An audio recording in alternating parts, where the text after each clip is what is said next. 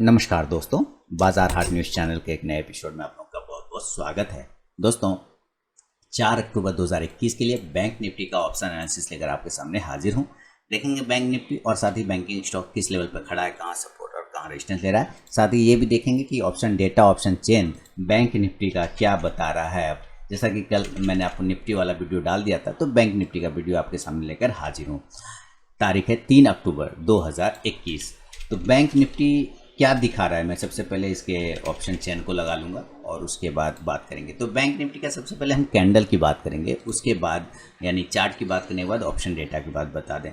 और चैनल को सब्सक्राइब अगर नहीं किया तो जरूर सब्सक्राइब कर लें, बेल आइकन प्रेस कर लें, जिससे मेरे वीडियो की लेटेस्ट नोटिफिकेशन मिल जाएगी सबसे पहले। तो ये कैंडल जो है, ये कैंडल ये एक सिग्नल दे रहा है, कहीं ना कहीं ये आपको थोड़ा ऊपर के लेवल पे खुलने के चांसेस बना सकता है, यानी कि गैप अप ओपनिंग कर सकता है। जिस तरह की ये कैंडल बना रहा है, निफ्टी में भी वैसा ही कैंडल था।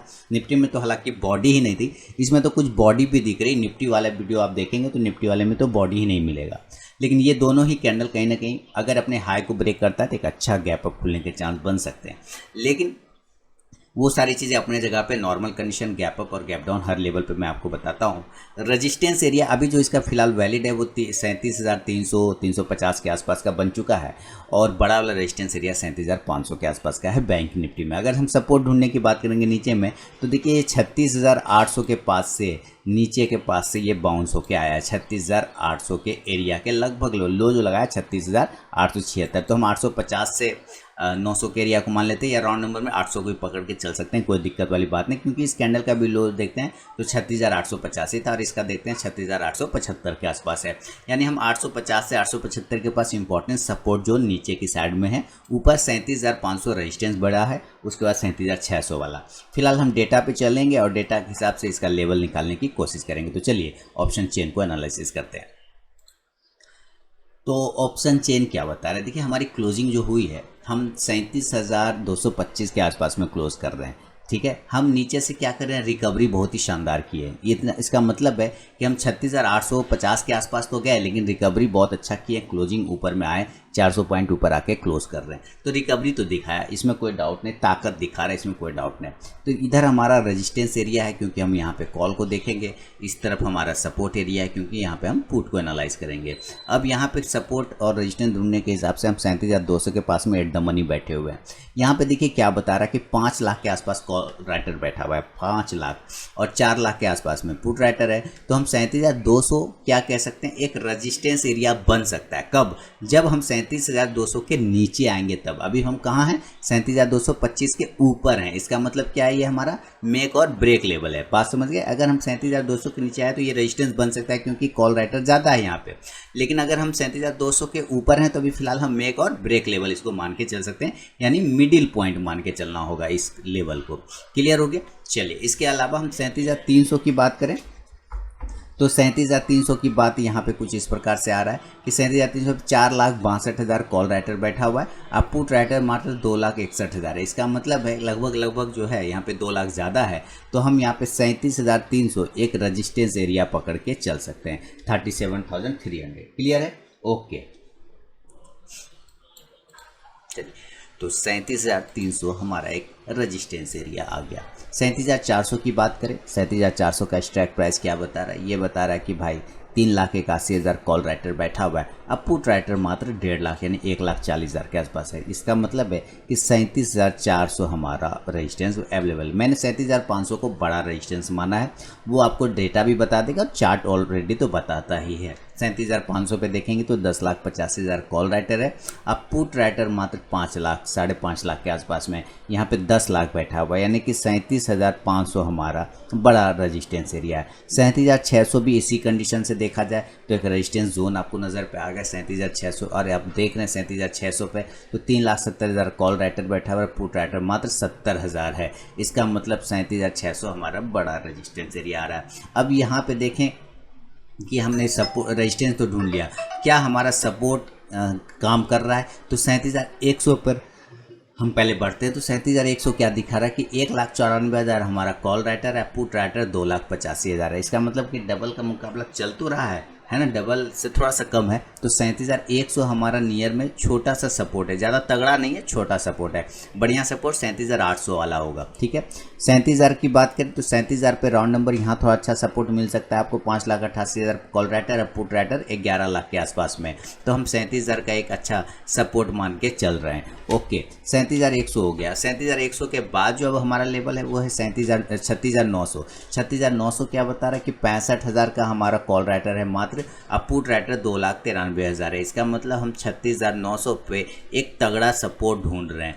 और 37,800 की अगर हम बात करें तो यहाँ सबसे अच्छा सपोर्ट बैठा हुआ, जहाँ पे 3,11,000 पुट राइटर है, कॉल राइटर मात्र 31,000 है। इसका मतलब हम 36,800 एक इंपॉर्टेंट सपोर्ट है, क्योंकि हम लोग कहाँ पे लगा रहे हैं 875 से लो लगा के वापस बाउंस कर जाते हैं। तो 36,800, 900, 37,000, 37,100 सपोर्ट एरिया है। रेजिस्टेंस एरिया की बात करें तो 37,600, 500, 400 और 300 हमारा सपोर्ट एरिया है। अब इसको चार्ट पे लेके चलेंगे और लेवल निकालने की वहाँ पे कोशिश करेंगे। तो चलिए चार्ट पे चलते हैं। तो के आसपास की हमारी क्लोजिंग चल रही है, तो हम कहाँ पे बाय करेंगे? अगर हमें बाय करने का मूड हो जाए तो कहाँ 37,300 के ऊपर बाय करेंगे। देखिए फिर से ध्यान दीजिए, 37,225 के आसपास हम क्लोज कर रहे हैं। हाई हम 37,299 लगाएं, तो अगर हम हाई और क्लोज के बीच का डिफरेंस करते हैं तो 70 पॉइंट के आसपास में डिफरेंस आता है। तो हमारा एक रेजिस्टेंस एरिया है 37,300 का, ये क्लियर आप देख रहे हैं 37,300। अगर हम इसके ऊपर निकलते हैं, अगर हम इसके ऊपर, ये पहला रेजिस्टेंस एरिया, अगर हम इसके ऊपर निकलते हैं तो डेफिनेटली एक बाय जोन आपके लिए बन सकता है। क्या बनेगा? बाय जोन बनेगा। तब इस कंडीशन में 37,300 के ऊपर निकलने पर हम पहला टारगेट लेंगे 37,400 का फर्स्ट टारगेट, 37,500 का सेकेंड टारगेट होगा, जो कि एक अच्छा रेजिस्टेंस एरिया है हमारा। और 37,600 तक हम जाने के चांसेस बना सकते हैं, क्योंकि एक बार 37,500 के पास, आपको मैं याद बता दूं फिर से यार कि 37,500 के पास हमारा रेजिस्टेंस बहुत बड़ा है। तो आपको एक बार यहाँ पे प्रॉफिट बुक ज़रूर करना चाहिए। अगर इसको स्पाइक लगाता है तो 37,600 तक जा सकता है। देन आप यहाँ से कॉल ऑप्शन को बाय करने की कोशिश कर सकते हैं। कॉल ऑप्शन आपका 37,400 के स्ट्राइक प्राइस का रहेगा। इंडेक्स ऊपर चलेगा तो ये कॉल ऑप्शन आपको प्रॉफिट देगा। एक कंडीशन तो ये हो गया। अगर आप सेल वाले खिलाड़ी यहाँ सेल ही करना चाहते हैं तो आप जरूर सेल करिए, कहीं कोई टेंशन वाली बात नहीं। हम फिर से वापस करते हैं कि 37,225 के आसपास में हमारी क्लोजिंग चल रही है। हमारा मेक और ब्रेक लेवल 37,200 था, याद आया? तो हम 37,200 के नीचे अगर सस्टेन करने लगे, यानी कि 37,175 के आसपास में हम सस्टेन करने लग जाएं, इसका मतलब हम सेल की तरफ जाने को तैयार हो रहे हैं। हम सेल कर सकते हैं। टारगेट हमारा 37,100 का मिलेगा, वो इसलिए क्योंकि हमारा पहला सपोर्ट एरिया 37,100 का है। दूसरा टारगेट हमारा 37,000 का राउंड नंबर का आ रहा है, 37,000 का, ये हमारा टारगेट बन सकता है। तीसरा टारगेट हमारा 36,900 का होगा। और याद रखिए हम 36,800 नहीं बोल पाएंगे, क्योंकि हम 36,800 तक पहुंच ही नहीं पाते हैं। हम 36,850 से 875 तक में रिटर्न कर जाते हैं, तो बहुत ज़्यादा हुआ तो 36,850 तक का एक लो लगा सकता है। देन ये आपका टारगेट होगा और आप यहाँ से पुट ऑप्शन को बाय करने की कोशिश करेंगे। 37,000 का आप 37,100 का पुट ऑप्शन आप बाय कर लें। इंडेक्स नीचे आएगा तो ये पुट ऑप्शन ऊपर जाके प्रॉफिट देगा। तो ये एक नॉर्मल कंडीशन में बाय और सेल के लेवल दोस्तों मैंने आपको बताया। इन केस अगर ये गैप अप खुलता है, जैसा कि कैंडल बता रहा है कि ये गैप अप खुलने के चांस बना रहा है मे बी, तो कहाँ गैप अप खुल सकता है? तो चांसेस पूरे बनते हैं कि 37,225 के आसपास में क्लोज कर रहा है। हमारा नेक्स्ट रेजिस्टेंस जोन 37,500 से 37,600 के आसपास में आता है। अगर ये एरिया पे गैप अप ओपन होता है तो आपको 37,500 से 600 पर जरूर से जरूर आपको एक बार प्रॉफिट बुक करना चाहिए, यानी कि या फिर नया पोजीशन बनाना है तो सेल का पोजीशन आप क्रिएट करके चल सकते हैं। लेकिन याद रखिए ऊपर जाने के बाद ये 37,600 पे डायरेक्ट ओपन होता है और वहाँ पे होल्ड कर जाएगा 675 से 650 के आसपास, तब वहाँ पे सेलिंग नहीं बनेगा, फिर वो बाय जोन में चला जाएगा। तो लेकिन अगर 37,500 से 600 के आसपास बीच में रहता है तो ज़रूर हम सेल करेंगे। नीचे का टारगेट 37,425 के आसपास, दूसरा टारगेट 37,350 के आसपास, 350 के आसपास, और तीसरा टारगेट 37,275 के आसपास, और चौथा टारगेट 37,200 के आसपास मिल सकता है, जो कि क्लोजिंग प्राइस आ रहा है, आप यहाँ पे देख पा रहे हैं। तो ये टारगेट आपको सेल साइड में बनेगा। फिर आप यहाँ से गैप अप कंडीशन में पुट ऑप्शन को बाय कर सकते हैं 37,500 के स्ट्राइक प्राइस का। इंडेक्स नीचे आएगा तो ये पुट ऑप्शन ऊपर जाके प्रॉफिट देगा। तो ये कुछ सिनेरियो आपको मैंने गैप अप के बताया। देखिए गैप अप में आपने सेल तो कर लिया, अब हमें बाय करना है तो बाय ज़रूर से ज़रूर, जैसे कि हमारा 37,225 के आसपास की क्लोजिंग चल रही, तो ये एरिया जो है ना 37,200 से लेके 250 वाला जो एरिया है, अब हमारा सपोर्ट जोन में कन्वर्ट हो जाएगा। तो जब ये इंडेक्स ऊपर से नीचे आ रहा होगा तो यहाँ पर आपको एक कॉन्ट्रा ट्रेड का मौका मिलेगा, यानी कि सेल का पोजीशन काट के बाय का पोजीशन बनाने का मौका बनेगा कॉन्ट्रा ट्रेड। तो आप इस एरिया पर बाय का भी पोजीशन बना सकते हैं। जब ये ऊपर से नीचे आ रहा होगा तो इस जगह पे आप बाय का पोजीशन बनाइए। टारगेट ऊपर खुलेगा 37,350 का, दूसरा टारगेट 37,425 का, और बहुत हुआ तो 37,500 के आसपास का टारगेट देखने को बन सकता है। तो यहाँ पे आप फिर कॉल ऑप्शन को बाय करने की कोशिश करेंगे। कॉल ऑप्शन 37,300 के स्ट्राइक प्राइस का कॉल ऑप्शन रहेगा। तो इंडेक्स ऊपर चलेगा तो ये कॉल ऑप्शन आपको प्रॉफिट देगा। तो ये आपको मैंने गैप अप के भी सिनेरियो बताए दोस्तों। इन केस मान लीजिए ये गैप डाउन होता है, मैं फिर से बता दूं, अगर आप मेरे नए व्यूवर हैं और चैनल को सब्सक्राइब नहीं किया तो जरूर सब्सक्राइब कर लीजिए। साथ ही टेलीग्राम चैनल पे भी ज्वाइन कर सकते हैं जहां लाइव मार्केट में आपको कॉल मिलते हैं। तो यहाँ पे गैप डाउन अगर ओपनिंग होता है तो कहाँ पे ओपन होगा, तो मेरे लिए लेवल है 37,000 का पहला वाला सपोर्ट एरिया। ये एरिया है गैप डाउन, नहीं हुआ यहाँ पे मान लेते 36,900 पे हो गया। ये दोनों ही एरिया हमारा कंप्लीटली बाय जोन है। अगर ये गिर के 36,800 पे भी आता है तो आपको पता है कि यहीं पर से हम बार बार बाउंस कर जाते हैं। तो हम 36,800, 900, 37,000 इस तीनों में से आसपास कहीं पे भी ओपन होंगे ना, अगर ओपन होंगे तो हम बाय ही करेंगे। ऊपर का टारगेट हम क्या करेंगे, बाय करेंगे। ऊपर का टारगेट 37,100, 37,200 और 37,300 के टारगेट के लिए हम बाय का पोजीशन बनाने की कोशिश कर सकते हैं। देन आप यहां से कॉल ऑप्शन को बाय करने की कोशिश कर सकते हैं। 36,900 या 37,000 दोनों में से कोई भी स्ट्राइक प्राइस को आप बाय करके चल सकते हैं। इंडेक्स ऊपर चलेगा तो ये कॉल ऑप्शन आपको प्रॉफिट देगा। तो ये ओवरऑल सिनेरियो मैंने आपको समझाया दोस्तों, कहाँ पे बाय और कहाँ पे सेल करना है। इंडेक्स में अगर इंडिकेटर आप फॉलो करते हैं तो थोड़ा सा निगेटिव MACD दिखा रहा है। MACD निगेटिव मूवमेंट में जाने की कोशिश कर रहा है, ये नीचे की साइड में आने की कोशिश कर रहा है। लेकिन चूंकि ये कैंडल और प्राइस दोनों बता रहा है कि अगर ये अपने हाई को ब्रेक करता है तो एक तेज रैली आपको ऊपर के साइड में बनेगा। देन यहाँ से MACD इस तरह से क्रॉस ओवर करके ऊपर जाने के चांसेस बना सकता है। आपको अगर फोकस करना है तो ज़रूर आप 15 मिनट के टाइम फ्रेम पर फोकस करिए, 15 मिनट के टाइम फ्रेम पर फोकस करिए, क्योंकि 15 मिनट का टाइम फ्रेम ही वेरी इंपॉर्टेंट है। आप देखें शुरू के 2-3 कैंडल छोड़ देते इसने एक रेंज ऊपर और नीचे की साइड में बना लिया। ये नीचे का रेंज है और ये ऊपर का रेंज इसने क्रिएट कर लिया, यानी कि 37,300 के ऊपर निकलने के बाद नई रैली जो 37,400, 500 तक लेके जा सकता है। और अगर इनकेस ये नीचे 37,000 के नीचे आता है तो फिर ये गिरावट दिखाएगा जो 36,800 तक वापस लेके आ सकता है। और ऊपर से भी अगर आप देखेंगे तो एक ट्रेंड लाइन का ये रेजिस्टेंस लेता हुआ ये स्टॉक यहाँ पे दिखा रहा है। अगर यहाँ से रेजिस्टेंस ब्रेकआउट होता है देन आपको बाइंग का पोजीशन बन सकता है। तो ये दोस्तों पूरा बैंक निफ्टी का एनालिसिस है, डीपली एनालिसिस मैंने आपको करके बता दिया।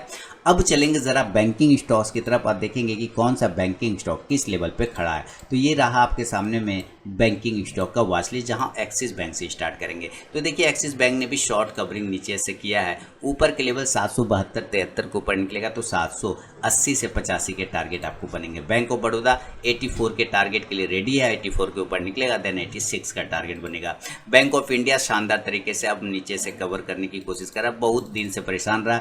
मैंने आपको इसके सारे लेवल समझाए थे कि अगर यहाँ से बाउंस करता है तो क्या करना है। 55 के ऊपर सस्टेन करेगा, 56, 57 के टारगेट बनेंगे, ये मैंने बोला था। नेक्स्ट टारगेट अब ये जब 57 के ऊपर क्लोजिंग स्टार्ट करेगा तो 60 के टारगेट बनेंगे। कैनरा बैंक ने अपने सारे टारगेट डन कर दिए दोस्तों, सारे टारगेट। अब 180 का थोड़ा हर्डल है, 180 को ब्रेक करने के बाद 185 के टारगेट बनेंगे। फेडरल बैंक 84 के ऊपर क्लोजिंग करेगा तो 86 और 86 के बाद 90 के टारगेट। HDFC बैंक अभी होल्ड कर रहा है तो जाहिर सी बात है 1590 या 1600 दोनों में से ब्रेक करेगा तो 1625 के टारगेट। ICICI बैंक नीचे से देखिए इसने कैंडल बनाया, ये कैंडल नज़र भी लोगों को नहीं आ रहा होगा, बहुत छोटा सा कैंडल बना रखा है इसने। अभी ये कैंडल हमारे लिए एक इंपॉर्टेंट सपोर्ट एरिया पे ट्रेड कर रहा है। अपने हायर जोन 695 को अगर ये ब्रेक करेगा तो 700, 705 के इंट्राडे टारगेट बनेंगे। IDFC first bank portfolio stock है, बाय ऑन डिप करके चल सकते हैं लंबे समय के लिए। इंडियन बैंक इसने टारगेट डन कर दिए, 145 वाला टारगेट मेरा है, वो 145 डन हो जाएगा, डोंट वेरी, टेंशन नहीं लेना है। इंडसइंड बैंक की बात करें तो इंडसइंड बैंक अगर 1120 के ऊपर निकलता है देन 1140 से 1160 का टारगेट। कोटक महिंद्रा बैंक की बात करें तो कोटक महिंद्रा बैंक भी अपसाइड में जाने के लिए तैयार खड़ा है, लेकिन 2050 के ऊपर क्लोजिंग करेगा तो 2100, 2150 के target. PNB buy on dip portfolio stock है लंबे समय के लिए। RBL बैंक इसने टारगेट डन कर दिया 195 वाला। अब जब तक 200 के ऊपर क्लोजिंग नहीं करे तब तक नया पोजीशन क्रिएट नहीं करेंगे। 200 के ऊपर निकलेगा 205 से 10 का टारगेट। SBI की बात करें तो SBI देखिए 460 के ऊपर निकलने के बाद नया टारगेट 470 से 80 का देगा। यस बैंक नो व्यू फिलहाल जो चल रहा है चलने दीजिए। यूनियन बैंक 37 के ऊपर क्लोजिंग स्टार्ट करेगा तो 38 से 39 के टारगेट देगा। बंधन बैंक की बात करें तो बंधन बैंक ब्रेकआउट के लिए तैयार है। मैंने short term call swing trading call October month में इसको दिया हुआ है, आप नज़र बना के चल सकते हैं। 290 के ऊपर निकलेगा, 300 310 के टारगेट। एयू बैंक की बात करें, इसने ब्रेकआउट दिया, मैंने क्या बोला था 1150 के ऊपर निकलेगा तो 1175 से 1200 के टारगेट। तो ये बिल्कुल बहुत ही बेहतरीन तरीके से उस टारगेट की तरफ जाने की कोशिश कर रहा है। 1200 का नेक्स्ट टारगेट आपको वैलिड कर देगा, टेंशन आपको इसमें नहीं लेना है। तो ये है दोस्तों बैंक निफ्टी और बैंकिंग स्टॉक पे मेरा अपना व्यू। अगर पसंद आया हो तो फीडबैक देना बिल्कुल ना भूलें और टेलीग्राम चैनल ज्वाइन कर सकते हैं लाइव मार्केट में कॉल प्राप्त करने के लिए। मिलूंगा नेक्स्ट वीडियो में, तब तक के लिए बहुत बहुत धन्यवाद।